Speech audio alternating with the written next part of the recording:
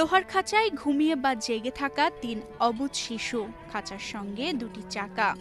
এটি না রিকশা না খেলনা গাড়ি। এই অভিনব খাঁচা জান্নাত বেগম নামের এক মায়ের শেষ আশ্রয়। কষ্ট হলে কি করবেন, বাচ্চাগুলারে তো খাওয়াইতে হবে, কারণ আমি যদি হাল ছেড়ে দিই তাহলে আমার বাচ্চাগুলা মারা যাবে। যমজ শিশুদের খাঁচাবন্দি করে পথে পথে ঘুরে বেড়ান মা। আরেক শিশু মায়ের সাথে সাথেই হাঁটে। ৪ সন্তানকে বাঁচাতে মা জান্নাত বেগম এভাবেই জীবনযুদ্ধ চালিয়ে যাচ্ছেন ঠাকুরগাঁওয়ের রাস্তায় রাস্তায়। বাচ্চাগুলা প্রতি মাসে হয়তো ১৫-২০ হাজার টাকা আমার খরচই লাগে।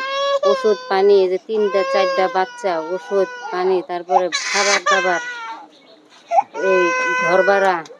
বান্ডেল থাকলে প্রতি সেনমানিতে টাকা বাঁচবে। বিকাশ সেনমানি বান্ডেল কিনে জিতুন প্রতি লেনদেনে।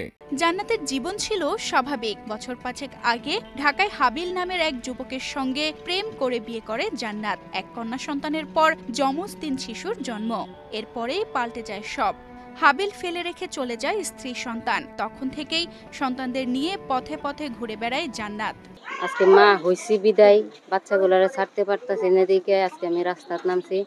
সবাই যদি আমাদের সহযোগিতা করে তাহলে আমার বাচ্চাগুলোও বাঁচবে। এবং আমি দেশের কাছে এবং সরকারের কাছে আমি চাই যে আমার বাচ্চাগুলা নিয়ে যেন আমি একটা স্থায়ীভাবে জায়গা চাই, একটা ছাদের নিচে যেন আমি বাচ্চাগুলো নিয়ে বসবাস করতে পারি।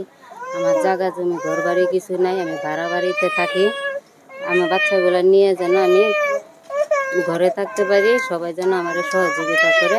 লোহার খাঁচাবন্দি হয়ে পথে পথে নয়, এই শিশুদের থাকার কথা ঘরে, স্বজনদের আদরে কোলে কোলে, না হয় নরম বিছানায় খেলনা নিয়ে খেলার কথা।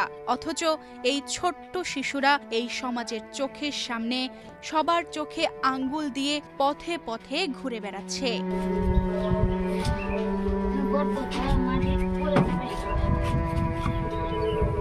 তানজিদা রহমান, ইনায়া, বাংলাদেশ প্রতিদিন।